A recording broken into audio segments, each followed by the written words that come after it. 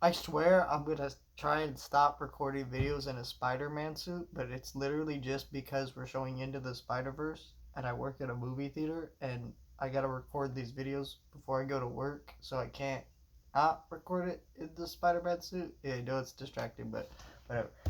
Let's talk about. Hey there, it's Yogi Bear. So this is part of my new thing I'm doing on my second channel, where I'm going to be reviewing a new movie every Friday, hopefully, that's playing in theaters or on streaming or something like that. Every Friday we'll have one of those. And then every Saturday I want to review an older movie, but probably an older movie that recently came out in physical media, so that way I can review the movie in the transfer. And also, more people are watching the movie because it got put out on Blu-ray, 4K, etc. So it's kind of relevant in conversation. And I do like talking to older movies. That's my main problem with YouTube nowadays. Just a side note, you can skip it if you want to hear this. Is like YouTube very much makes it so that the only movies that are important are the newest and the biggest thing, but really, the older movies are what most of us, I think, like and want to be talking about. A lot of newer movies are good, but it's just there's also not a lot of love there. I like a lot of these movies I see around me. I've been watching these movies for almost 20 years now, right? So I'm a fan of these things, and so that's where my love and where I want to talk. But then it's like, a newer movie just comes out, I talk about it, and then I forget about it by next week, sort of thing. And then there's some movies that stay in the conversation, like Across the Spider Verse, Avatar, things like that. Anyways, let's talk about Hey There, It's Yogi Bear. So if you don't know what this movie is, we'll get into the Blu-ray transfer and how the Blu-ray looks and all that in just a second. But if you do not know what this movie is, it is a animated movie that is pretty groundbreaking in terms of it being was the first ever feature-length animated movie to be based on on a show that aired on television. So before this, it had never happened before. I forget what year this came out. Does it say here? 1964. So, first time this had ever happened before. Hanna-Barbera had tried a couple times to really break into the theatrical market. The only one I would say some people are aware of is this version of Charlotte's Web that was actually done by Hanna-Barbera. Um, but I don't think most of us found those things by watching them in theaters, right? They're not that kind of thing. Also, these things are so old that I think if anybody watched these things in theaters and we knew about it, they'd be very old. But I'm just saying, a lot of these things, yeah. So I think that's cool, and this is a fun movie. I do enjoy this movie. However, it's not good as like a movie I'd want to watch in theaters. It's it's basically a Yogi Bear episode that is really long and has all these set pieces and fun moments to it, but it doesn't really fit a movie. And that's the thing. Hanna-Barbera was kind of like, it's kind of weird that they try to venture into movies because like their whole thing was like they make TV shows that were very repetitive.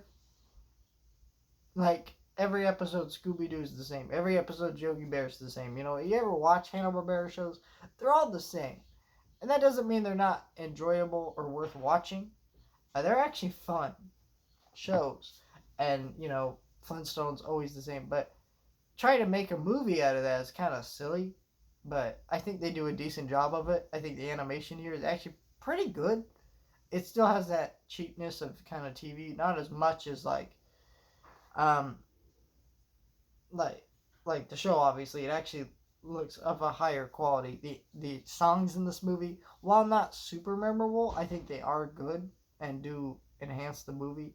Um, this movie did introduce Cindy the Bear, which has become kind of a character that people who really love Hanna-Barbera kind of have some fondness for. I didn't like her in this movie. She seems like a very old school kind of sexist depiction of a woman where she's just like fascinated with this dude, and then she won't just come out and say it, and she's waiting for the man to come on to her instead of she come on to the man. Like it just felt like, all right, this is like a 1960s thing. I'm like, okay.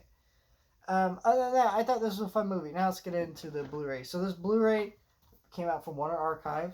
Um, the disc artwork, I think, kind of is lame because it's this very stock artwork of Yogi. But other than that, I think it's fine. I do like the cover of this. I believe this is the original theatrical poster, which is a fantastic poster, by the way. And then you got the back here, you know. There's not a lot of special features, which is fine. I don't think there's a lot out there for this movie. Yogi Bear's birthday party episode from the show is remastered here. And again, I suspect that this Blu-ray is a testing ground of, hey, if you want this, and enough people buy this, we'll put out the show on Blu-ray, right? And then they get the theatrical trailer. That's it. That's all there is in special features. That's fine.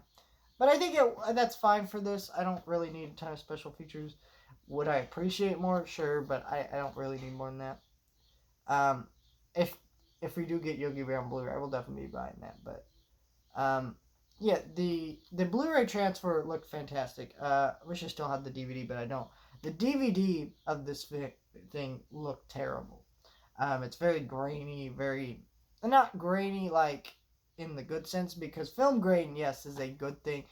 These older movies should look grainy, not like super grainy though. This one, it looks all cleaned up. The animation is so bright and colorful. The thing about watching these old school animated shows on Blu-ray, what it does, or movies, is back in the day, your TV desaturated how it was supposed to look, and so when it comes to Blu-ray, it makes it actually look closer to what was actually on the animation cell, and so it's a huge upgrade most of the time. And this is definitely one of those. So if you really love this movie, this Blu-ray is running about $20. I would say grab it at that price if you really want it. It may drop to about 15, but Warner Archives don't tend to go on sale a whole lot, from what I've seen, anyways. That's why there's still a lot of these I don't have, but this is a great Blu-ray. If you really love Yogi Bear, 100% worth grabbing. Thank you guys for watching. Like, share, and subscribe, and I'll see you guys next time.